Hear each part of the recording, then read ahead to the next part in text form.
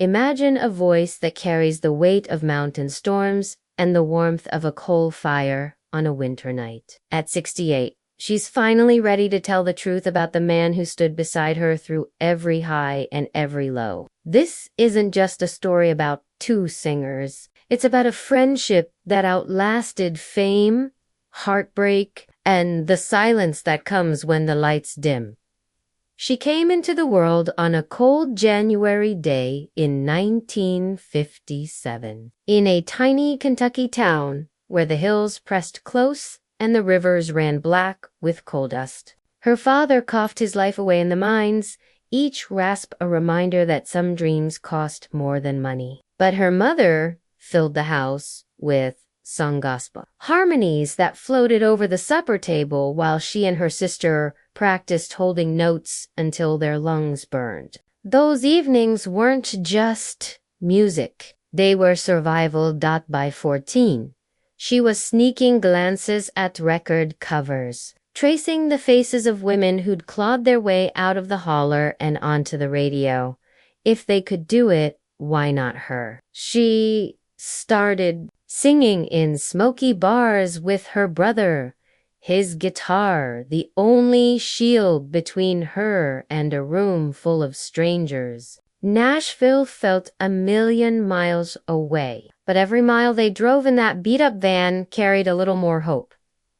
The city didn't open its arms. She married young, took her husband's last name and turned it into Armor, because love had already started to feel like a lie. They played dive bars where the tips barely covered gas, blending twang with electric grit. When the marriage cracked, she came home with nothing but a suitcase and a voice that wouldn't quit.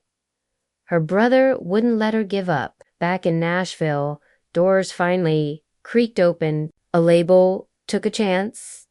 Her first record spilled out raw and real songs about chains you can't see, about falling when you swore you'd stand tall. The charts noticed, so did the critics. She wasn't chasing pop gloss. She was digging into the dirt where country music was born. The 90s were golden, album after album. She painted pictures of broken promises and stubborn hope. One song asked how you help someone say goodbye when your own heart's still screaming. Another blamed a lying heart for every tear. She didn't just sing the words, she lived them until the microphone couldn't tell the difference between artist and ache. She married again, this time to a quiet genius who understood silence as well as sound. Together, they built records that felt like front porch confessions, layered with fiddle and steel but never cluttered. He produced, she poured. Their home became a refuge where the only competition was who could make the other cry first with a single lyric. If this story's already tugging at you, do me a favor, share it. Let someone else feel what's coming next. She never forgot the mountains. Years later, she stripped everything back to banjo and mandolin, recording songs her daddy Matev hummed in the dark. Critics called it a masterpiece. She called it going home. The awards piled up trophies, plaques, a permanent spot on the stage where she'd once stood wide-eyed as a kid. But the real prize was the quiet knowledge that she'd stayed true. Fame's spotlight can burn.